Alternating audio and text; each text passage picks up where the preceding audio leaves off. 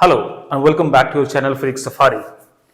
Myself Abhishek, and this is going to be the sixth or seventh. Okay, it is going to be the seventh video lesson on the work, energy and power. All good? I believe you must have seen the previous videos. आपने देख रखा उसको, नहीं देखा है, then you must go and watch them before you come to this lesson. हाँ, we have done a lot of questions till now, and many more are yet to come. But make sure that you be strict to your fundamentals and ज़्यादा से ज़्यादा practice करो. इस topic में theory बहुत कम है, like the most of the topics of the kinematics. Theories बहुत कम होते हैं, बट अपने को क्वेश्चंस बहुत ज्यादा करना होता है to ensure that we get a good hold on the concept. उस पर कमांड करने के लिए बहुत ज्यादा जरूरी है कि आप बहुत सारा प्रैक्टिस करो बच्चों. ठीक है. तो so far we have discussed the work, the kinetic energy, work energy theorem, and today I'm going to discuss about the forces based on the conservative and non-conservative. उस पे हम लोग थोड़ा सा चर्चा करेंगे, and post that I'm going to do some questions and the concept of potential energy. बहुत important है आज का लेसन. थोड़ा कॉन्सेप्ट इसमें है, थोड़ा थ्योरीज भी है, आप इसको अच्छे से देखो. ठीक है जी. All good. Then let's quickly start about कि भैया we have discussed that we have four kind of forces. हमने ऑलरेडी देख रखा उसको. Gravitational, we have seen electromagnetic forces, weak and strong, nuclear forces. Now on the front of application of forces in terms of work done, we categorize the force in two parts: conservative, non-conservative. है ना. ये आपने सुन रखा होगा, आपने इसको सुन रखा होगा.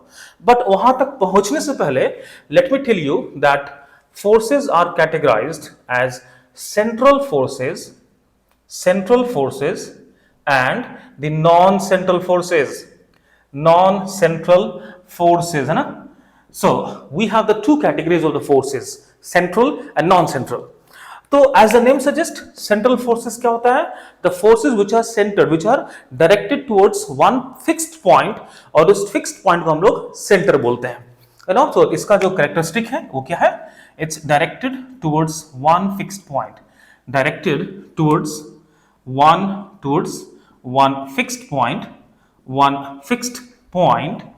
called center.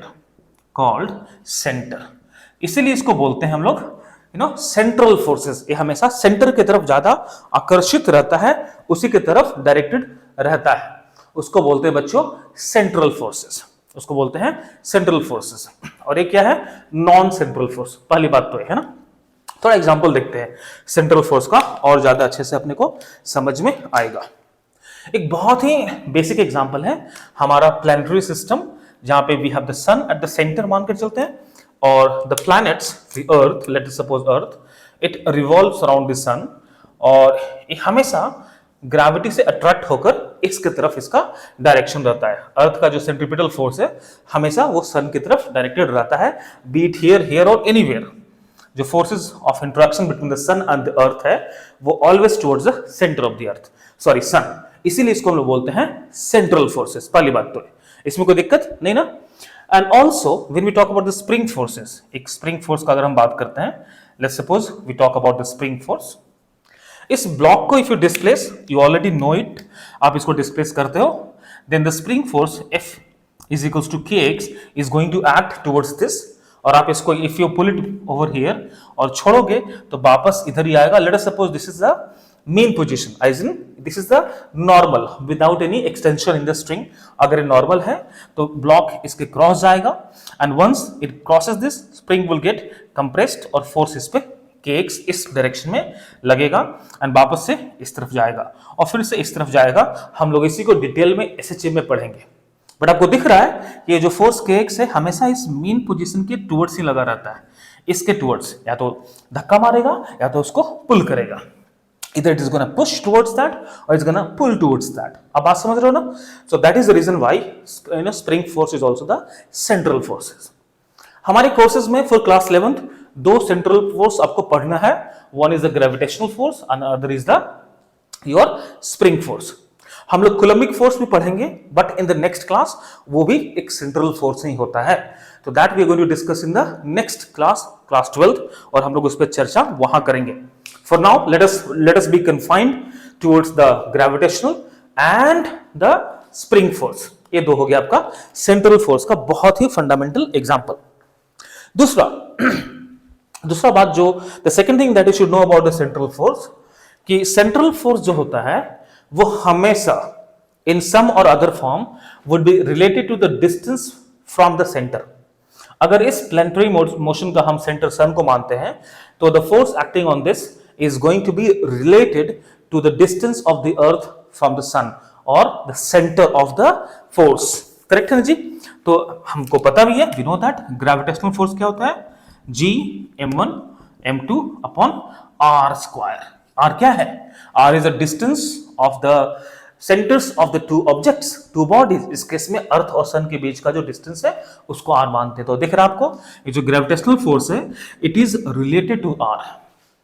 इस केस में फोर्स इज इक्वल टू क्या होता है बच्चों, minus of k x, if I write in the vector form. तो फोर्स एक्स पे डिपेंड करता है, एक्स को बढ़ाओगे फोर्स का मैग्नीट्यूड बढ़ेगा, it is going to increase. So let us talk about the magnitude of this spring force, then F is directly proportional to x. आप x को बढ़ाओ फोर्स भी बढ़ेगा, एक्स को डिक्रीज करो फोर्स भी डिक्रीज करेगा। It means spring force is a central force क्योंकि वो उससे रिलेटेड है। एक तो एक पॉइंट हो गया। So any forces which is centered or directed towards a fixed point and the force का magnitude is related to the distance, let me use the word force का magnitude is somewhat related to the distance, उस forces को हम लोग central force बोलते हैं। उस type के forces को हम लोग central force बोलते हैं। इसको आप वीडियो पॉज करके लिख लो, make a note, इसको आप वीडियो पॉज करके लिख लो। Likewise when we have non-central force which is not following, which is not fulfilling these two conditions are called the non-central force। एक बहुत क्लासिक एग्जांपल जो आपके सिलेबस में है वो फ्रिक्शन फोर्स है। Friction force is non central force और हम लोग इन्हीं तीनों फोर्स के बारे में मोस्ट ऑफ द टाइम चर्चा करेंगे। We gonna talk about these three forces only over here in this class 11th। 12th में एक दो एक्स्ट्रा फोर्सेज आपको मिल जाएंगे, हम लोग उस पर भी चर्चा नेक्स्ट ईयर करेंगे। तब तक के लिए इसी से काम चला लो, ठीक है? बढ़िया। थोड़ा और आगे बढ़ते हैं तो हम लोग इस सेंट्रल फोर्सेस के काम करने के तरीके और इसके एनर्जी के तरीकों को हम लोग थोड़ा समझते हैं।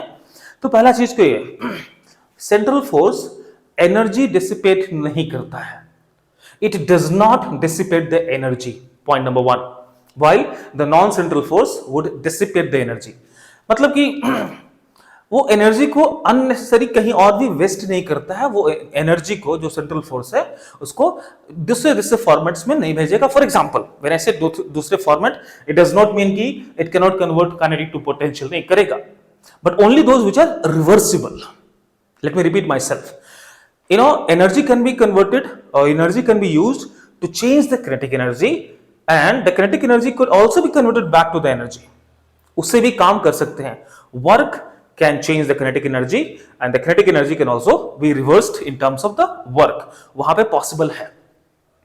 थर्मोडायनेमिक्स में आपने पढ़ा होगा या फिर आगे पढ़ोगे, heat energy is an irreversible thing, आप हीट एनर्जी को वापस से उसको कन्वर्ट नहीं कर सकते हो। तो that's why non central force are dissipative force. For example frictional force, जब उसमें आप किसी ब्लॉक को मूव करते हो, then heat energy, sound energy, vibrational energy कुछ भी प्रोड्यूस होगा and the heat energy produced over there will be irreversible, वो एनर्जी डिसिपेट हो जाएगा। अब बात समझ रहे हो? तो इसको एक और नाम दिया गया है non dissipative force. Non dissipative force, ये एनर्जी को डिसिपेट नहीं करता है, नॉन डिसिपेटिव फोर्स। और ये आपका हो गया डिसिपेटिव फोर्स, ये एनर्जी को डिसिपेट कर देता है। This is a second name given to this dissipative force और non dissipative force to central forces. इतना क्लियर है? हाँ, बहुत अच्छा। अब थोड़ा आगे बढ़ेंगे हम लोग, तो एनर्जी को हम लोग दो तरीके में देख सकते हैं। We can look the energy in two format. One is your mechanical energy, mechanical energy, and the second thing that we should know is non mechanical energy, non mechanical energy. As the name suggests, my dear guys, mechanical means something dealing with the motion, position, है ना, उसको बोलते हैं mechanical energy. So fundamentally mechanical energy what we have is two things, one is the kinetic energy and your potential energy. These two together are called as mechanical energy of the system. तो dissipative force, जो central force होता है, जो non dissipative force होता है, वो mechanical energy को non mechanical में कन्वर्ट नहीं करेगा। नॉन मैकेनिकल बहुत सिंपल सा एग्जांपल है जो हमको पढ़ना भी है, हीट एनर्जी। इसको थर्मोडायनेमिक्स में हम लोग डिटेल्ड में पढ़ेंगे, but as of now you need to understand कि जो सेंट्रल फोर्स होता है वो मैकेनिकल को नॉन मैकेनिकल में कन्वर्ट नहीं करता है, बहुत ही कंजर्वेटिव होता है, वो अपने में ही रहना चाहता है।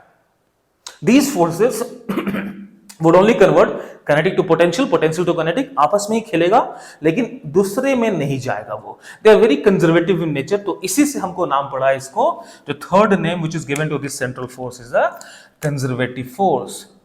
इसको हम लोग बोलते हैं कंजर्वेटिव फोर्स, और भैया ये आपका हो गया नॉन कंजर्वेटिव फोर्स।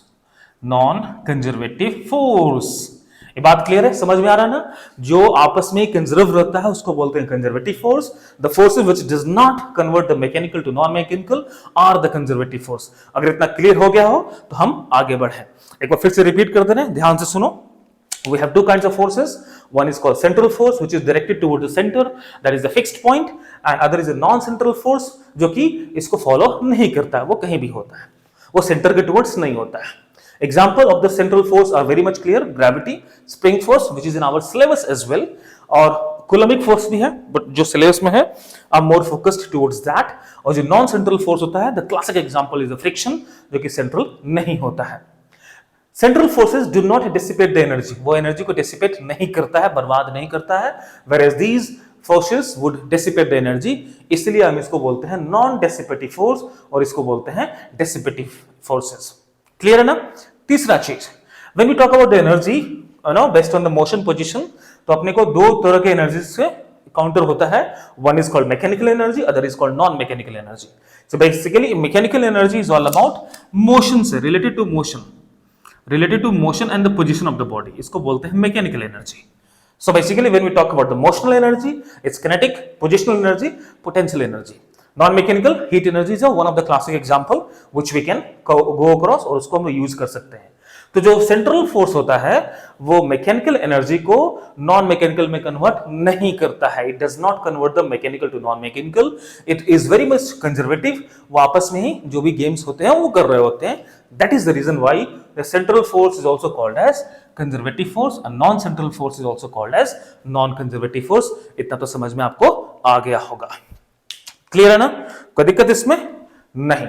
तो बहुत अच्छा। तो हम थोड़ा अब आगे बढ़ते हैं। Let us move ahead of it. Let me इसको क्लियर कर दूं फटाफट। आज हम लोग रफ्तार में जाएंगे और बहुत सारे क्वेश्चंस करने वाले हैं बच्चों, तो बी हियर, साथ में रहो और आगे बढ़ेंगे। ए चलो भाई फटाफट साफ हो जाओ। सो ये हो गया हमारा स्वच्छ board. Yup, it's almost done. Meanwhile आप इसको लिख लो जो भी मैंने अभी बताया है। अच्छा इंपॉर्टेंट कॉन्सेप्ट्स है और आपके दिमाग में होने चाहिए, जैसे मुझे पता है। अगर मेरे से भी अच्छा पता हो तो और अच्छी बात है, उसमें कोई बुरी बात तो है ही नहीं। आगे थोड़ा आगे बढ़ते हैं। इन सेंट्रल फोर्स को हम लोग बोलते हैं conservative forces. So all the conservative force are central force and all the central forces are the conservative force, है ना जी? इसी कंजर्वेटिव फोर्स को हम लोग डिटेल में देखेंगे तो चलेगा पता है कि हमारे पास एक ऐसा कोई एक एनर्जी का स्टोरेज आता है, उसको हम लोग बोलते हैं पोटेंशियल एनर्जी। तो जो न्यू कॉन्सेप्ट हमारे पास है बच्चों, that is called potential energy. ध्यान से समझो, थोड़ा समझा देते हैं इसको, उसके बाद हम लोग आगे बढ़ेंगे। Potential energy, okay. We talk about energy and we relate this with work. Work energy आपस में कुछ ज्यादा दूरी है नहीं, सेम ही है। वर्क होता क्या है? Work is all about transferring of energy to the system और from the system by the means of force doing certain work, है ना? By the means of force acting on that object. अब force क्या करेगा? Push करेगा, पुल करेगा, हटाएगा, हिलाएगा, जो भी करेगा ना, that is the work of the force, that is the purpose of the force. अच्छा एक बात बताओ, लेट अस सपोज हमने बोला कि भैया when we do the negative work और पॉजिटिव वर्क जो करते हैं तो एनर्जी सिस्टम को जाता है। हमने इसको देखा भी, heard about it. When we do a positive work energy is transferred to the system, उसको एनर्जी मिल गया, बल्ले बल्ले, ठीक है।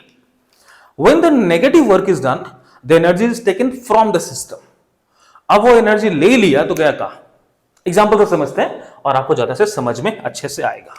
एक बहुत अच्छा एग्जांपल है, लेट अस सपोज कि if I have a block, अगर मेरे पास एक ऑब्जेक्ट है, इसका initially I through it with certain velocity, let's suppose v से मैंने इसको फेंका, इसका मास m है, ऊपर की ओर फेंका, ठीक है। At the same time I made a body move in the horizontal direction with the velocity v मान लो, और एक सरफेस है, इसमें कुछ फ्रिक्शन है ना, सो फ्रिक्शन है, it means mu is not equals to 0. Now as we know the force acting on this block is going to be mg, gravity नीचे की ओर, और ऊपर जाएगा तो will be having some acceleration downward, जो gravitational acceleration g होगा। अच्छी बात है। It will go to certain height, ऊपर जाएगा, and after certain time, after certain height, let us suppose h पे जाके it is going to stop.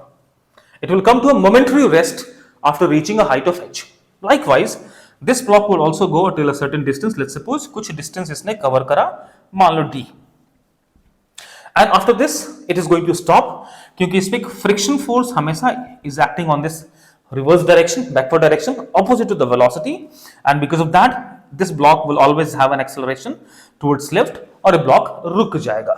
And here the velocity of the block is 0. चलो अच्छी बात, कोई दिक्कत नहीं। फिलहाल तक तो कोई दिक्कत नहीं है। सो यहां पे क्या हो रहा है, इसका किनेटिक एनर्जी चेंज होके 0 हो गया। Kinetic energy it had initially half mv², अब वो 0 हो गया। इसके पास भी किनेटिक एनर्जी था, अब वो 0 हो गया। दोनों में as of now no difference. But the interesting thing is when it was going up, work done by the gravity को हम लोग देखते हैं। तो वर्क डन बाय ग्रेविटी कितना हो जाएगा, फोर्स डाउनवर्ड और डिस्प्लेसमेंट ऊपर की ओर, तो क्या हो गया बच्चों, माइनस mgh। इसका मतलब कि वर्क डन क्या है अपने पास, नेगेटिव है। इस केस में क्या हो गया, work done by the force friction, work done by the friction, वो क्या हो गया, ये भी नेगेटिव होगा। तो फ्रिक्शन फोर्स जो भी है, let's suppose force of friction कुछ है, उसको हम कैलकुलेट नहीं कर रहे, म्यू mg म्यू n लगाते हैं, कोई दिक्कत नहीं मेरे पास। डिस्टेंस कितना मूव हुआ, d। वर्क नेगेटिव होगा क्योंकि force is acting in this direction, और डिस्प्लेसमेंट ऐसा होता है नेगेटिव हो गया। मतलब कि यहां पे भी एनर्जी वर्क डन नेगेटिव है। In both the cases the work done is negative. Now since we know that when the work done is negative, the energy is taken from the system, system से energy लिया गया। इस case में क्या हुआ, friction force actually converted the energy in terms of heat, वो dissipate कर गया, खत्म, इसके पास एनर्जी नहीं है। बट इस केस में ये जो एनर्जी लिया गया, किसने लिया, ग्रेविटी ने लिया, because gravity is the force. वो एनर्जी गया कहां, धरती माता ने क्या एनर्जी रख ली अपने पॉकेट में, लाओ भैया एनर्जी दे दो, ऐसा नहीं हुआ है। तो वो एनर्जी गया कहां। Now this is a very crucial question, and as of now unfortunately this was not answered. तो उसको आंसर करने के लिए हमने एक निकाला भैया हाइपोथेटिकल सिचुएशन, कि जो एनर्जी जो एनर्जी ग्रेविटी ने लिया by doing the negative work, वो कहीं स्टोर हो गया, आई मीन कहीं स्टोर हो गया, और उस स्टोर्ड एनर्जी को हम लोग बोलते हैं पोटेंशियल एनर्जी। बस समझ में आ रही है, वो एनर्जी कहां गया किसी को नहीं पता, it's not been discovered, but जहां भी गया, कहीं भी गया, wherever it is gone, doesn't matter, I'm going to call that as a storage of energy, और उसको बोलेंगे पोटेंशियल एनर्जी। अब इन दोनों केस में फर्क क्या है, फर्क देखो, अभी क्या हो गया, at this point zero energy, but it will start coming down, ding ding ding ding ding ding ding ding ding, और यहां पे वापस आके वेलोसिटी कितना हो जाएगा, v। ये हमने काइनेमेटिक्स में देखा है, the velocity with which the object is thrown up, when it comes back it will have the same velocity, means कि इसके पास एनर्जी ऊपर जाते वक्त गया, खत्म, कम हो गया, कहीं गया, और वापस आते वक्त उसके पास एनर्जी है। It means it is going to do a complete cycle, ऊपर गया नीचे आया, ये बेचारा इधर ही रुक जाएगा, it is not going to go back, क्योंकि इसने क्या किया, एनर्जी बर्बाद कर दिया, it has wasted the energy. इसको ऐसे समझो आप, लेट अस सपोज मैंने दो बच्चे को कुछ पैसे दिए, एक बच्चा जो कि he is a very foodie guy, he ate burgers in the pizza और व्हाटएवर चॉकलेट्स खा लिया, तो हिज मनी इज वेस्टेड। अब वो जो खाया, whatever he eat, like whatever he ate, that got converted to energy, हमारे bodies में गया, fat बना, energy बना। Now, and the other guy whom I gave the money, he invested, कहीं उसको invest कर दिया, कहीं उसको रख दिया। He did not waste up, eating, end up wasting eating or something. He kept that money in the locker, उसको जाकर locker में रख दिया, बैंक में रख दिया। Now when I asked these two guys to return the money, this fellow said, sir, I ended up eating everything. How can I get the money back? I said, okay, fine, go ahead. I asked this guy, I want the money back. He would say, okay, hold on a second, sir. He went to his bank, he went to his locker, he opened the locker and gave me the money back. मतलब कि money को energy समझ लो, मैंने इसको कुछ energy दिया, खत्म, गायब कर दिया, डिसिपेट किया, कहाँ? हीट में. He dissipated the energy in the form of heat energy. इसने क्या किया? उसको स्टोर किया, कहां पे? As a terms of potential energy की तरह उसको लॉकर में स्टोर किया. मतलब कि पोटेंशियल एनर्जी को मैं लॉकर बोल सकता हूं. आई कैन से it is a store house of the energy of the conservative force, क्योंकि ग्रेविटी क्या है? कंजर्वेटिव फोर्सेस है. इसको मैंने पैसे दिए थे, उसको सेव किया और वापस से मेरे को दे दिया. कुछ समझ में आ रहा है? So I can say that potential energy is the store house, है ना? इसको बोल सकते हैं स्टोर हाउस. ठीक है, तो इसको स्टोर कर लिया वो, है ना? तो हम लोग इसको डिफाइन कर सकते हैं. Potential energy is the store house, इसको लिखो, store house of energy, store house of energy for conservative forces, for conservative forces. क्योंकि इसको वापस भी करना है, ये बंदा वापस नहीं कर पाएगा. So this energy, this kind of forces can not return the energy, but ये आपको एनर्जी वापस दे रहा है. इट मींस पोटेंशियल एनर्जी जो है प्यारे बच्चों, that is defined only for the conservative forces. ये डिफाइन किया गया, डिफाइंड फॉर कंजर्वेटिव फोर्सेस. अब why did we need something else to decide and define the conservative forces? Because we had no answer where the energy went, where the जो work किया गया वो energy गया कहाँ, right? And also everything is taken as relative. तो अगर हम relative मानते हैं तो एक नॉर्मल सा टेंडेंसी फिजिक्स में होगा कि at infinity the everything, let's suppose energy will be taken as zero, क्योंकि एवरीथिंग इज एब्सोल्यूट. एब्सोल्यूट कुछ नहीं है, ऑल इज रिलेटिव. अगर हम टाइम को भी देखें तो time is not the absolute quantity. हम उसको रेफरेंस मानते हैं, but this again is not the absolute quantity, because time, if you go back in our Vedic times, it is defined as the relative position of the planets. Planets का relative position पे भी time को define किया गया है. इसके पीछे बहुत सारा लॉजिक्स है.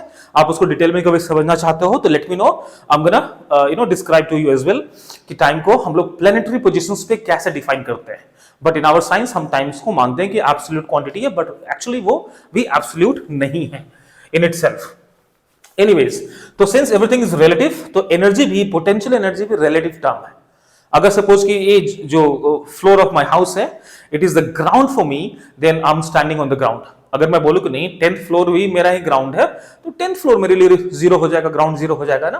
तो it is a very much relative quantity. इस बात को आप दिमाग में रखना कि एब्सोल्यूट कुछ भी होता है नहीं है. तो हम लोग एब्सोल्यूट नहीं होने के कारण मानते हैं कि भैया एट इन्फिनिटी एनर्जी जीरो, क्योंकि इन्फिनिटी किसी को नहीं पता इन्फिनिटी है कहां. ये आपका जो हाथ है, विच इज नॉर्मल सिचुएशन में आपके लिए दिख रहा है, हाँ, it is having particular length. अब इसी हाथ को अपने नाक में सटा लो, आपको टिप ऑफ फिंगर नहीं दिखेगा. Now you can see the top of the finger quite easily, you can see it, but moment you bring it close to your nose, this top of the finger would become infinity for you, which was earlier probably very much well defined. तो infinity बहुत ही relative term होता है. तो infinity पर define ही नहीं होता है, वो भी एक रिलेटिव टर्म है अपने आप में, वो भी रिलेटिव है. समझ रहे हो ना? फॉर एग्जाम्पल, एक पिजन है, pigeon does not fly higher. उसके लिए अगर थोड़ा सा हम 30 किलोमीटर या 30 फीट या फिर मान लो कि जो भी है 40 फीट इजी है, सॉरी, किलोमीटर्स में बात करते हैं, यू नो. तो the height eight which the eagle can fly, वो पिजन के लिए इनफिनाइट हो जाएगा भैया, और वहां तो हम पहुंच ही नहीं सकते. So that is going to be infinity for the pigeon, whereas that is very much achievable and doable for the eagle. तो इस बेसिक चीज में आप समझोगे तो पिजन के लिए जो इन्फिनिटी है वो ईगल के लिए नॉर्मल है. आप बात समझ रहे हो ना? Anyways, great. Now come back to this one. थोड़ा और समझते कि भैया ठीक है, हमने पोटेंशियल एनर्जी तो डिफाइन कर लिया. It is a store house for the energy of the conservative forces. जो भी वर्क कंजर्वेटिव फोर्स करता है वो स्टोर होता है, and that is called as potential energy. उसके लिए लॉकर है जो हमने अभी समझाया आपको पैसे को लेकर. अच्छी बात है. तो सर इस केस में वर्क डन बाय ग्रेविटी और पोटेंशियल एनर्जी में क्या रिलेशन है? What is the mathematical relation? अब उसको थोड़ा समझते हैं. Let us understand this. In this case, अगर इस केस में हम देखेंगे eight this point, let's suppose इसको हम लोग मान लेते हैं रेफरेंस. ये आपका हाइट जीरो है, height is zero over here. अब इसको आई एम गोना इरेज, इसका अपने को काम है अभी नहीं, हमने समझा दिया कि नॉन कंजर्वेटिव फोर्सेस में एनर्जी स्टोर होता नहीं है, दैट इज डिसिपेटिव। और एक बहुत अच्छा एग्जांपल था कि हम लोग इसको डिसिपेटिव क्यों बोलते हैं, because they loses the energy, उसको वापस लाने की क्षमता, the capabilities does not have to reverse the process of energy. इस किस्म देखते हैं। इसके पास क्या है, हाइट हमने माना इसको 0, अच्छी बात है। Now when it is going up, work done by gravity, work done by gravity while going up, जब ऊपर जा रहे हैं ना, while going up, work done by gravity क्या था, that was negative of mgh, मतलब कि work done by the conservative force is negative. इस पॉइंट पे इसके पास पोटेंशियल एनर्जी कितना है, mgh, अपन को पता है, which is a positive quantity, a positive value है, मतलब कि from 0 I took it to the height that developed a potential energy in this, क्योंकि वो इसमें स्टोर हो गया, that is mgh, कुछ बढ़ा, इंक्रीमेंट हुआ। It means when the potential energy is negative, sorry, the work done is negative, अगर work done by the conservative force negative है, तो potential energy क्या होगा, potential energy is going to be positive, और वो increase कर रहा होता है, that is going to be positive and that is going to be in the increasing। कोई दिक्कत, बहुत अच्छे। Now when it is coming down, जब वो वापस आ रहा होता है, इसका potential energy is decreasing and coming back to 0। तो इस केस में work done by the gravity क्या है, ग्रेविटी का फोर्स इज एक्टिंग डाउनवर्ड और डिस्प्लेसमेंट भी डाउनवर्ड है, that means the work done by the gravity is gonna be how much, positive mgh, मतलब कि work done by the conservative force here is positive guys, and here it is negative. जब negative होता है तो potential energy क्या हो रहा है, पॉजिटिव है और वो इंक्रीज कर रहा है, whereas when the work done is positive, बच्चों दिख रहा है मेरे को कि जो पोटेंशियल एनर्जी है वो क्या है, वो डिक्रीज कर रहा है, पोटेंशियल एनर्जी इज डिक्रीजिंग, वो डिक्रीजिंग है, वो नीचे आ रहा है। कहानी समझ में आ रहा है ना, इसका मतलब कि वर्क डन और पोटेंशियल एनर्जी में एक ऐसा रिलेशन है कि एक नेगेटिव है तो वो पॉजिटिव होता है, एक पॉजिटिव है तो वो नेगेटिव, मतलब डिक्रीज हो रहा है, वो इंक्रीज हो रहा है। तो हम लिख सकते हैं इसको, work done by the conservative forces is gonna B negative change in potential energy, negative change in the potential energy. Important है, बहुत इंपॉर्टेंट है, बहुत ज्यादा इंपॉर्टेंट एक चीज है। सिंपल सी बात है कि अगर हम नेगेटिव वर्क करते हैं, if the conservative force is doing the negative work, उसका पोटेंशियल एनर्जी बढ़ रहा है, क्योंकि नेगेटिव वर्क करने में जो कंजर्वेटिव फोर्सेस है वो एनर्जी लेकर उससे सिस्टम से कहीं स्टोर करता है, कहां करता है, इस लॉकर में करता है, तो डेफिनेटली इस लॉकर का पोटेंशियल एनर्जी इंक्रीज करेगा, ऐसे समझ लो। And when the conservative force is doing the positive work, तो पॉजिटिव वर्क करने के लिए उसको एनर्जी चाहिए होगा, कहां से लाएगा, इस लॉकर से निकाल के बोलेगा ले जा भाई, तो इसका पोटेंशियल, इस लॉकर का जो अमाउंट है वो डिक्रीज करेगा। ऐसे दिमाग में इस चीज को रखोगे, if you can keep this in mind this particular way, I believe you will not forget this relation कि if I am doing some work, अगर if I am the conservative force is taking something, तो conservative force का ये locker है potential energy, ये आपका मेरा नहीं है, एक कंजर्वेटिव फोर्स का स्टोर हाउस है, लॉकर है। तो if the conservative force is taking some energy from the object, उसको कहीं ना कहीं वो रखेगा, it can not keep it in its own pocket, तो उसका पॉकेट क्या है, पोटेंशियल एनर्जी। तो पोटेंशियल एनर्जी को ऐसा समझो कि एक ऐसा एनर्जी है जो कंजर्वेटिव फोर्सेस लाकर देता है और उसको लेकर जाता है, it is a bank, locker. I believe इतना बात आपको समझ में आ गया होगा। अच्छा, मैंने एक चीज और दिखाया कि when the object goes to height, इसके पास पोटेंशियल एनर्जी डेवलप होता है mgh, और व्हेन इट कम्स बैक उसको डिक्रीज होता है। मैं इसी बात को I am gonna try and prove this to you, थोड़ा आपको मैथमेटिकली इसको मैं प्रूफ करके दिखाता हूं, so that you guys will have better clarity. आज के क्लासेस में I am gonna be more stick towards these concepts, बहुत इंपॉर्टेंट है, आपको समझ में आ जाएगा तो बहुत आसानी होगा आगे का न्यूमेरिकल सॉल्व करने में, वहां पे माइनस प्लस का आपको टेंशन नहीं होगा, you will not B committing any such simple mistakes which is a big mistake for you, gonna be proved. तो हम लोग आगे बढ़ते हैं, थोड़ा समझते हैं कि इसको मैथमेटिकली कैसे प्रूव करते बच्चों, है ना। अच्छा, आपने को पता है कि work done by the conservative force is given as negative change in the potential energy, ये हमने अभी अभी देखा और समझा ना। Work done by the conservative force क्या लिख सकते हैं, कंजर्वेटिव फोर्स इनटू डिस्प्लेसमेंट, ऐसे लिखते हैं, is equals to negative du, अगर हम स्मॉल में लिख रहे हैं तो ऐसा लिख सकते हैं डेरिवेटिव के फॉर्म में। अच्छा, मान लो कि एक ऑब्जेक्ट है फ्रॉम द ग्राउंड, इसको मैंने एक हाइट h तक लेकर गया. I took this object from here till a height h. Okay, now this is a very continued process. So let us suppose कि at any height x object is there and I made a small displacement in this. मैंने थोड़ा सा इसको displace किया by dx मान लो, अगर हमने इसको x रखा है तो स्मॉल डिस्प्लेसमेंट और स्मॉल डिस्टेंस हमने जो माना इसको dx माना ऊपर की तरफ. All good.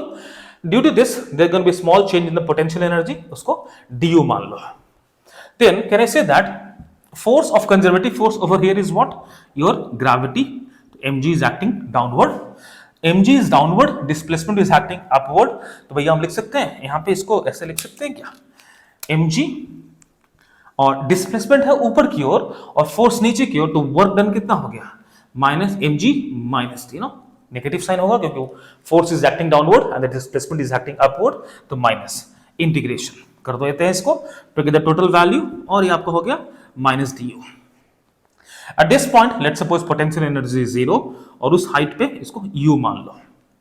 Initially dx should be from 0 to h because हमने इसको 0 से h पर ले गया है ना. Now these two minus would get cancelled and if you do the integration you should be having what? mg x upper limit h lower limit 0 and this is gonna be u minus 0. हमने इसको ऐसे लिख लिया. So this is gonna be how much? mgh is equals to potential energy. इसको u रख लेते हैं ना, u मत रखो ऐसा, कैपिटल u रखते हैं ना, capital u. mgh is equals to potential energy. ऐसे ही वेलोसिटी दिख जाएगा ना. तो this is what we have proved. जो हमने अभी देखा कि किसी हाइट पे ले जाओ तो उसका पोटेंशियल एनर्जी mgh हो जाता है और नीचे लाओगे तो वो खत्म, 0 हो जाएगा. और इसके रेफरेंस के भी नीचे लेके चले जाओगे वो नेगेटिव हो जाएगा. अपने को इस चीज में क्लैरिटी होना ही चाहिए. All good, great. तो इतना बेसिक हमने पोटेंशियल एनर्जी के बारे में बच्चों देख लिया. अब इसमें ना एक दो न्यूमेरिकल्स मैं करवाता हूं, then in the next class I am gonna do make you थोड़ा सा एक बात और बताते हैं आपको, थोड़ा सा मैकेनिकल एनर्जी के कंजर्वेशन पे भी थोड़ा बात हम लोग कर लेते हैं. Conservation of mechanical energy. So like I have told you, mechanical energy is all about the kinetic energy and the potential energy, something related to the motion of the object. तो उस पर थोड़ा हम चर्चा अभी कभी कर लेते हैं ताकि आपको बाद में न्यूमेरिकल्स करते वक्त ऐसा ना रहे कि सर ने बताया नहीं था. I believe I have already taught you the conservation of energy. Work energy theorem मैंने बता रखा है, थोड़ा सा उसको हम लोग देख लेते हैं. So थोड़ा सा बात करते हैं कंजर्वेशन ऑफ मैकेनिकल एनर्जी. एक बात तो क्लियर है, मैकेनिकल एनर्जी कंजर्व तभी रहेगा when the conservative forces are working on it. हमने चर्चा किया इसके पहले कि conservative forces only are those forces which do not convert the mechanical to non mechanical. तो अगर मैकेनिकल को कंजर्व रखना है तो कंजर्वेटिव फोर्सेस होंगे, है ना जी. तो एक बात तो बहुत क्लियर है, if forces acting on a particle और a system of particle, you know, on a particle रख लो, on a particle or system of particles, क्योंकि पोटेंशियल एनर्जी पार्टिकल के लिए डिफाइंड नहीं है, वो सिस्टम ऑफ पार्टिकल्स के लिए डिफाइंड है. इस पे हमने ऑलरेडी आपको बता रखा है प्रीवियस क्लासेस में. So if the forces acting on a particle और a system of particles are conservative forces only और कोई फोर्स नहीं, then mechanical energy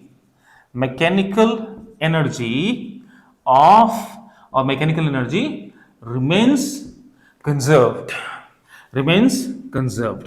वो चेंज नहीं होगा और इसको बोल सकते हो remains constant. That means initial kinetic energy plus initial potential energy should be equals to final kinetic energy plus final potential energy.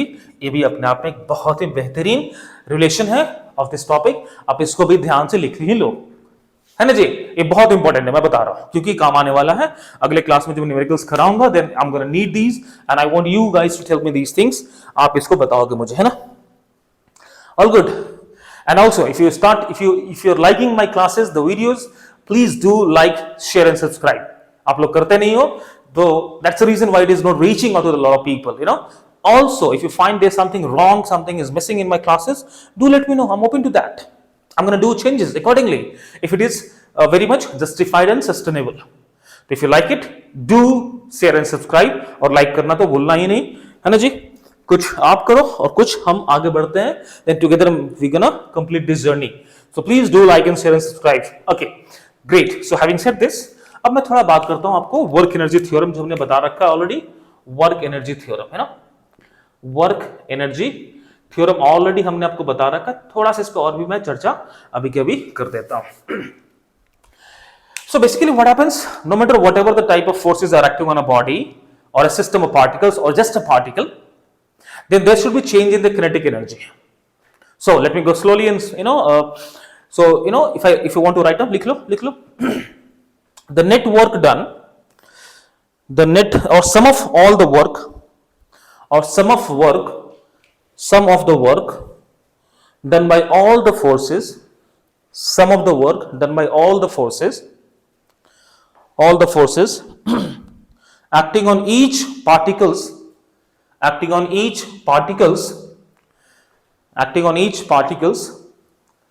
of the system of particles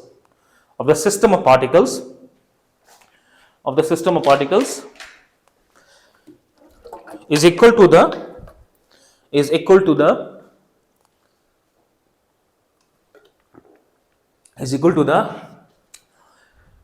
sum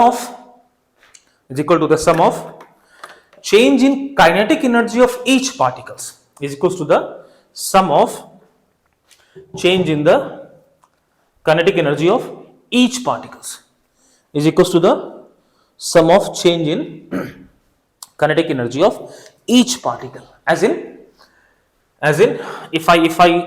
if some of all the forces are doing certain amount of work, now those forces could be, let's suppose, work done by the internal force, that could be internal force also, that could be external force also, work done by the external force. अच्छा, इसके बारे में थोड़ा सा confusion हो सकता है कि न्यूटन्स थर्ड लॉ ने बोलता है कि work done by the internal forces, sum of the work done by the internal forces is zero, but ऐसा नहीं है। In certain cases the work done by the internal forces may not be zero. वैसे cases मैं आपको जल्दी ही बताने वाला हूं, but for now write it down, work done by the internal forces plus work done by the external forces, और कुछ केसेस में आपको सूडो फोर्स भी काम करेगा, जो कि नेक्स्ट क्लास में मैं एग्जांपल आपको देने वाला हूं। Work done by the pseudo forces plus work done bye, you can say friction और अदर फोर्सेस, जो भी करो, यू नो, तो इंटरनल हो गया, एक्सटर्नल हो गया, कंजर्वेटिव हो गया, नॉन कंजर्वेटिव हो गया, सब कुछ, you know, work done by friction is equals to change in the kinetic energy. और ये जो काइनेटिक एनर्जी होगा आपका हर एक particle of that particular system के सम का चेंज होगा। ऐसा नहीं कि हर एक पार्टिकल को सेम किनेटिक एनर्जी ही मिल जाएगा। मे बी सम पार्टिकल्स में have a different change in kinetic energy, some could be having a different change in kinetic energy, but सबका सम जो होगा बच्चों, that will always be the total work done. और ये theory हमेशा काम करता है। This is going to work out for all the forces, be it conservative और be it non conservative. Clear है? चलो, एक numericals I would like to do with you people before I wrap up this session. एक numericals मैं आपके साथ अभी के अभी करना चाहता हूं। अच्छा न्यूमेरिकल है, you can see this in multiple books. आपको HCV में बहुत सारे क्वेश्चन इस कॉन्सेप्ट पे आपको मिल जाएंगे ना।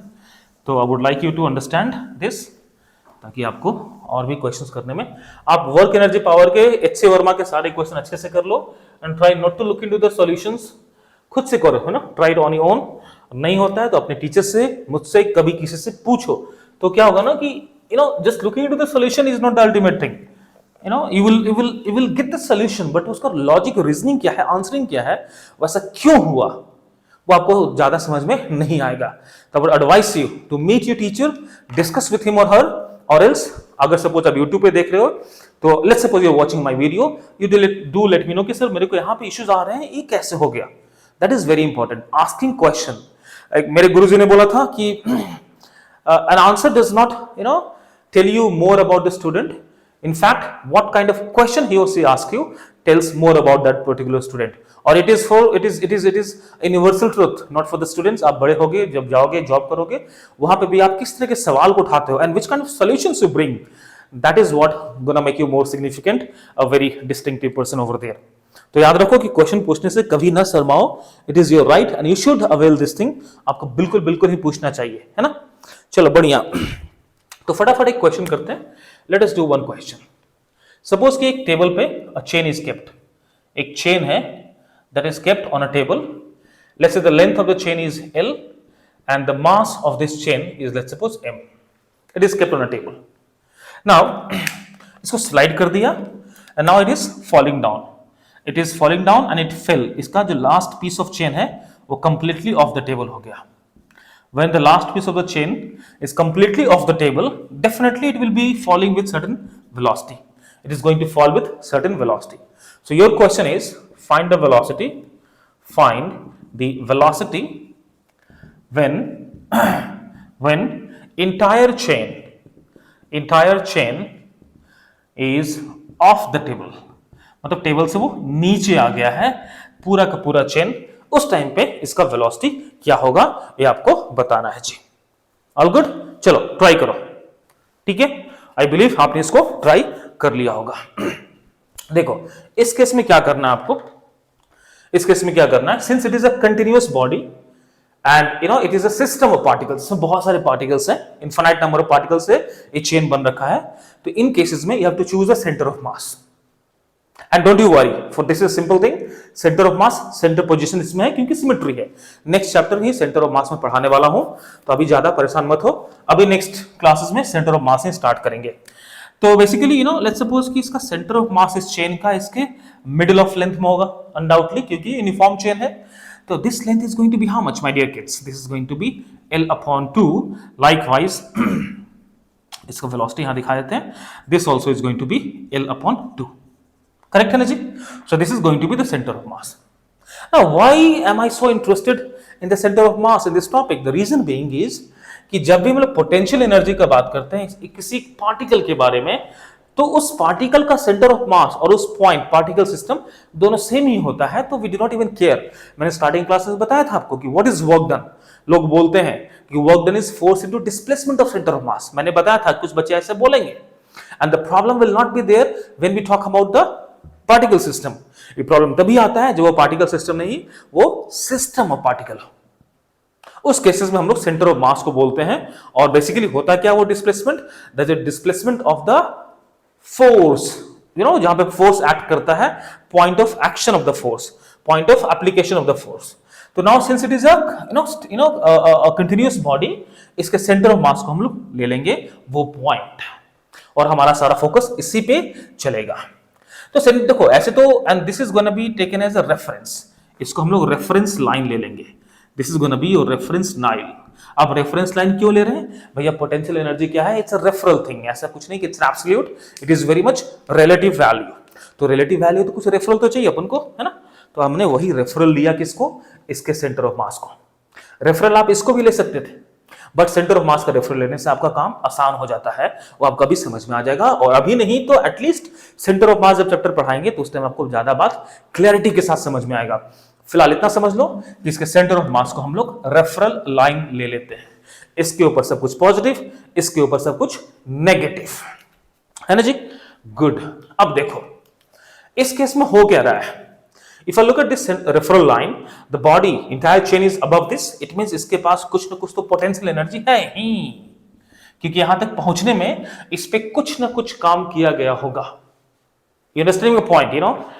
To get this body over here, there must have been some work done, because हमने referral line इसको माना है, इस पे कुछ काम किया गया होगा। The work must have been done on this.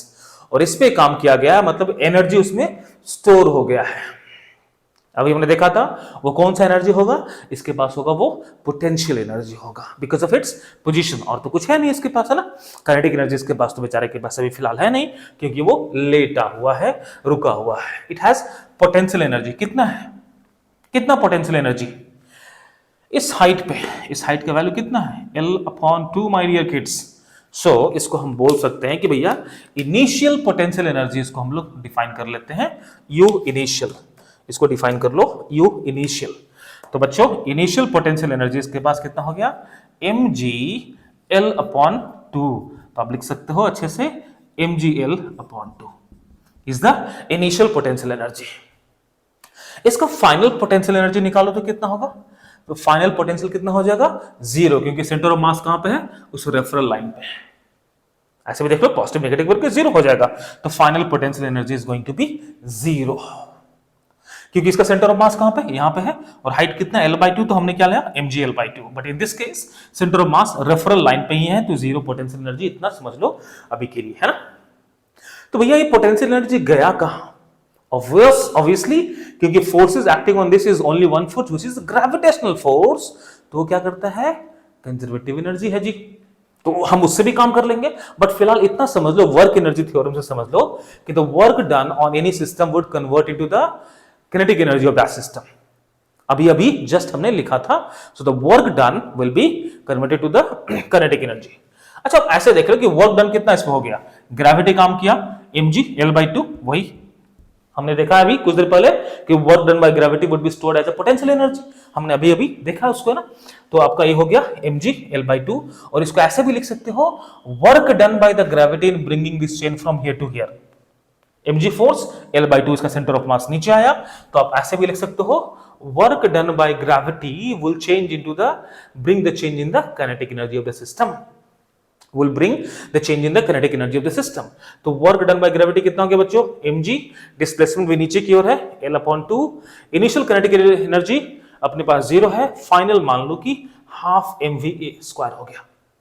So the change in the kinetic energy is equals to work done by the force over there। तो ये आपका ये हो गया, सॉल्व कर लो फटाफट, कुछ मिलना है क्या, तो भैया क्या हो गया, m तो गया कैंसिल हो गया, तो GL 2 भी कैंसिल हो गया, GL is equals to v², तो आपको क्या मिल गया, v is equals to root of GL metre per second मान लो। ये हो गया आपका velocity of the chain when it came down, it's completely off the table. कोई दिक्कत इसमें, किसी को समझ में नहीं आया तो मेरे को मैसेज करो, and also do not hesitate in asking your doubts, बिल्कुल भी शर्माने की जरूरत नहीं है, everything is good in asking the doubts, B shameless, doubts पूछने में हमेशा बेशर्म होना चाहिए, तभी जाके आपको कॉन्सेप्ट क्लियर होगा, समझ में आएगा। अच्छा इसी क्वेश्चन को कंजर्वेशन ऑफ एनर्जी हम लोग कर लें, कंजर्वेशन ऑफ मैकेनिकल एनर्जी से कर सकते हैं क्या, can we do this by the conservation of mechanical energy? Yes, we can do that. How can I say that we can do it? Because we know that the only forces acting on this thing is what? Conservative forces, gravitational force है, तो इस पे जो force लग रहा है बच्चों वो क्या है, only and only conservative forces. तो अपने को पता है कंजर्वेटिव फोर्सेस में क्या होता है, kinetic energy initial plus potential energy initial is equals to final kinetic energy plus final potential energy। क्या बोलते हो, है ना जी, बहुत आसान है, मजा आया है ना। Initially how much is the kinetic energy, 0 अंडा, कुछ नहीं है। पोटेंशियल एनर्जी कितना है, I know that, I freaking know that, मेरे को पता है जी, mg/L/2। Final kinetic energy okay, half mv², and final potential energy 0, solve करोगे बंदे यही मिलने वाला है। तो भैया it implies that velocity is going to be root of GL, बल्ले बल्ले। आई बिलीव आपको समझ में आया होगा सबको, नहीं आया तो वीडियो दोबारा देखो, बहुत अच्छा था ये सारे कॉन्सेप्ट, और इससे बहुत सारे क्वेश्चंस हैं मैं करूंगा। The next lesson I am gonna do is the centre of मास। ठीक है जी, तो आज के लिए इतना ही रुकते हैं। I am gonna see you in the next video, and do not forget to like, share and subscribe. Okay, that's gonna be great help to everyone, of course including me. ठीक है जी, so keep learning, keep studying, see you in the next video, thank you.